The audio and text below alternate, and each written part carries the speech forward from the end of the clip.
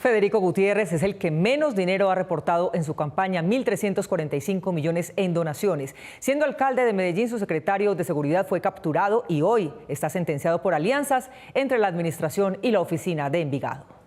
Bueno, y nosotros no paramos. Federico Gutiérrez es hijo de Amparo y Hernán, esposo de Margarita y padre de Emilio y Pedro. Creció en Belén de Alameda, un barrio de clase media de la capital antioqueña. Es ingeniero civil de la Universidad de Medellín e hizo especialización en alta gerencia en ciencias políticas en la Pontificia Bolivariana. Creo que eso es lo mejor que le puede pasar a una persona. Gutiérrez tiene 47 años, 8 de los cuales fue concejal de Medellín con el movimiento Nuevo Partido y más tarde con el partido de la U. Aunque en 2015 todas las encuestadoras daban como ganador al candidato oficial del uribismo, Juan Carlos Vélez, Gutiérrez impuso con 244.636 votos, muchos de los cuales eran del propio partido de Uribe.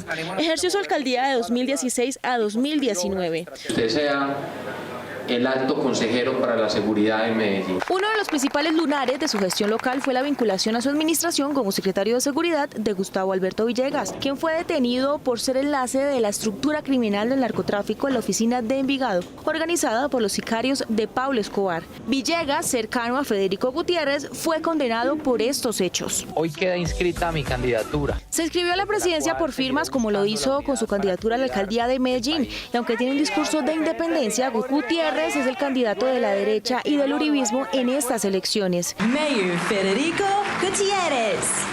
Bajo el lema de orden y oportunidades, el exalcalde de Medellín centró su discurso de campaña en posicionarse como el opuesto al candidato de izquierda, Gustavo Petro. Pero a diferencia de la derecha que él también representa, Gutiérrez ha asegurado que respetará el acuerdo de paz y le dará cumplimiento como presidente. Un gobierno, una dictadura vecina como la de Venezuela. Gutiérrez ha dicho que no está de acuerdo con la última decisión de la Corte sobre el aborto ni la legalización de las drogas, pero no se opone a la eutanasia. En definitiva, Federico Gutiérrez intenta mostrarse como un político más moderno e independiente que los colombianos a los que representa, la franja del conservadurismo político y social. El Tribunal Administrativo de Antioquia tumbó el nombramiento del alcalde sustituto de Daniel Quintero en cabeza de un opositor político luego de su remoción temporal por parte de la Procuraduría, pero el gobierno de Iván Duque mantiene a Juan Camilo Restrepo en su lugar. Por eso el alcalde Quintero lo retó a que haga actos ejecutivos, pues serían ilegales. Retar al alcalde encargado, usurpador, suspendido ya por un juez, a que se atreva a firmar alguno de los documentos que hay en este momento para firma o asistir como alcalde de la ciudad, si quiere que entonces los jueces de la República procedan sobre él por usurpar funciones públicas. El tribunal le dio la razón al alcalde con base en la norma que indica que un burgomaestre suspendido debe ser sustituido por otro de su mismo partido, pero el gobierno Duque insiste en que, como Quintero pidió una aclaración, aún no hay una orden judicial en firme para nombrar alcalde encargado del movimiento Independientes, desacatando las medidas cautelares. El doctor Daniel Quintero Calle hizo una solicitud de aclaración al fallo emitido por el Tribunal Administrativo de Antioquia, lo que suspende la firmeza de ese fallo. Mientras tanto, en Medellín, a menos de 24 horas de las elecciones y con una alta tensión política, no solo por la suspensión del alcalde y del sustituto, esta también se siente por la propia elección de Gustavo Petro y Federico Gutiérrez en esta ciudad, muestra de lo cual fue esta escena. ¡Noticias 1 fuera! ¡Oye, fuera! ¡Noticias 1, fuera! ¡Fuera! ¡Fuera! Noticias 1 se comunicó con Tatiana Niño, periodista de una agencia internacional de comunicaciones, víctima de este ataque por parte de seguidores de la campaña de Federico Gutiérrez en Medellín. Lo que pasó conmigo simplemente muestra qué grado de dificultad vamos a tener, primero los periodistas que vamos a cubrir el tema de elecciones, ya sea una primera vuelta o segunda vuelta, ¿qué va a pasar? Y el nivel de polarización que por estos días se vive en la ciudad. Este hecho devela el nivel de violencia, los problemas políticos y los problemas sociales que hay en este momento en Medellín, yo sé que también en el país en general, pero sobre todo en Medellín. Aunque la periodista aseguró que el candidato solo se comunicó con ella 24 horas después, la directora de Noticias 1 en una columna que tiene en el periódico El Espectador le pidió al candidato Federico Gutiérrez pronunciarse. Él no lo hizo en público, lo hizo en privado. Los comicios van a tener como testigos a 500 observadores internacionales provenientes de 22 países, en su mayoría europeos. Una tercera parte de ellos estará en Bogotá y el resto en los municipios reportados con riesgo de violencia y o fraude en estas elecciones. Delegados provenientes de 22 países llegaron a Colombia para ejercer como observadores de los comicios presidenciales de este domingo. Quiero desearles que el próximo domingo se celebren unas elecciones limpias, unas elecciones en igualdad de oportunidades. Sabemos que nunca es así, pero por lo menos que se den en unas condiciones de cumplimiento de unas normas que son comunes para todos y todas. Ayer él y otros delegados firmaron en Bogotá un manifiesto en el que exigen al Estado que dé garantías para que estas elecciones se produzcan de manera libre, sin presiones, sin amenazas ni actos violentos. Colombia ha sido durante mucho tiempo un país olvidado para la democracia y ahora parece que tiene posibilidades de salir de esa situación donde parecía que las agujas del reloj daban la marcha en la dirección contraria. Y por tanto creo que la posibilidad del cambio que hay ahora en Colombia nos convoca a todos los demócratas de todo el mundo. Monedero, profesor de la Universidad Complutense de Madrid, cree que la concurrida presencia de los observadores internacionales en elecciones colombianas implica que algo no va bien en esta democracia. Aquí no puede ocurrir otra vez lo que pasó en las elecciones legislativas, que hubo claros casos de corrupción. No puede ocurrir que siga la violencia campando por sus respetos, asesinando a líderes sociales. No puede ser que se silencie la voz de las colombianas y de los colombianos con las armas.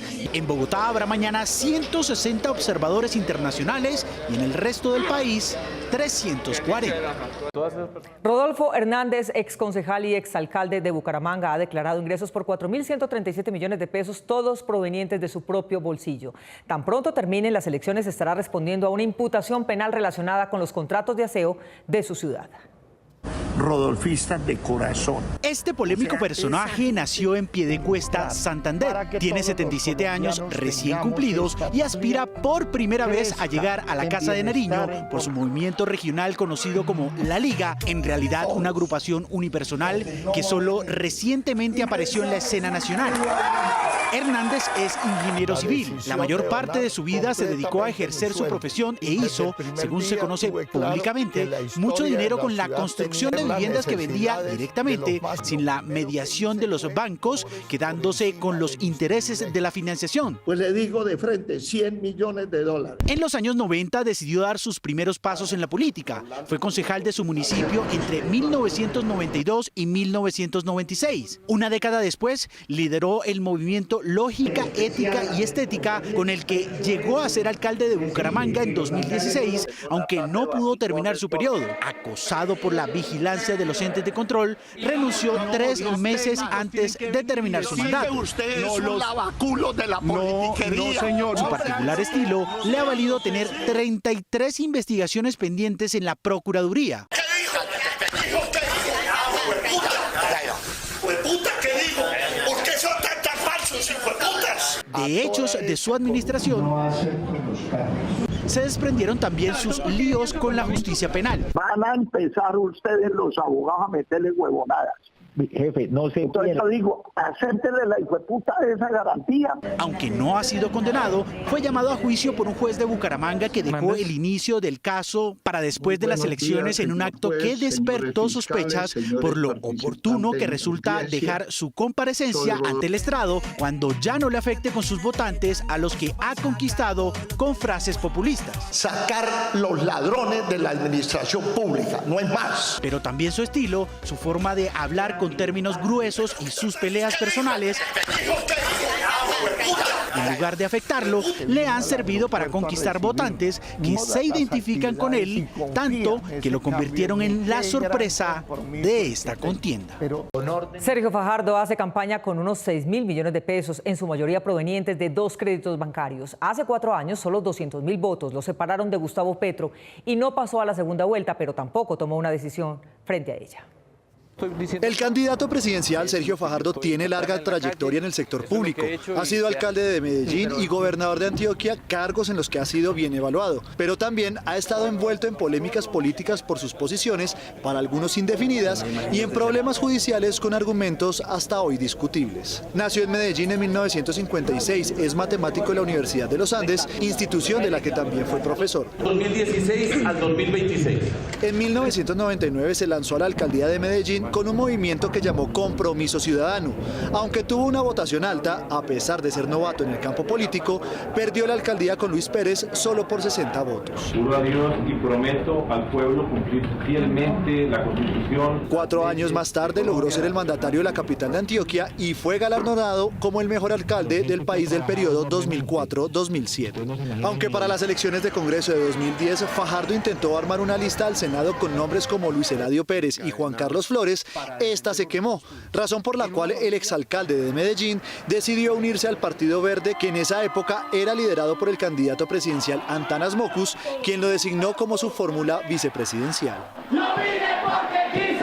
Después de que Antanas Mockus perdiera las elecciones de 2010 con Juan Manuel Santos, Fajardo se postuló para la gobernación de Antioquia por el Partido Verde. Ganó por amplio margen sobre su contendor Álvaro Vázquez. En las elecciones presidenciales de 2018, Fajardo obtuvo 4,5 millones de votos que no le alcanzaron para la segunda vuelta, debido a que el candidato Gustavo Petro logró 4,8 millones de sufragios e Iván Duque 7,5 millones. A Fajardo se le ha cuestionado que para la segunda vuelta presidencial de hace 4 años, el candidato no tomó ningún partido, a pesar de que Petro quiso contar con su apoyo. Por eso lo han llamado de tibio, calificativo que lo ofende profundamente, según dicen sus amigos cercanos. Y no estoy aquí porque tenga que ser nada diferente a luchar por unos principios. Fajardo ha tenido que enfrentar líos judiciales por las grandes obras de ingeniería que tuvo que asumir, como la continuación de la hidroeléctrica Hidroituango, que recientemente lo puso en el ojo del huracán fiscal cuando la Contraloría General, en cabeza de Felipe Córdoba, lo señaló como responsable de detrimento de dineros públicos. La presunta responsabilidad del dirigente antioqueño no llegó a probarse, por cuanto el proceso se cerró por pago de las aseguradoras. Fajardo llega a esta primera vuelta presidencial como candidato de la coalición Centro Esperanza, después de haber ganado la consulta en marzo pasado. Aunque su campaña se ha distanciado de los ataques a otros candidatos, según las encuestas, Fajardo figura en la 4ª posición y algunos integrantes de su coalición han decidido irse para donde Gustavo Petro. Más allá de lo que dicen las encuestas, el candidato presidencial es optimista por dar una sorpresa este domingo que lo pueda llevar a la segunda vuelta presidencial.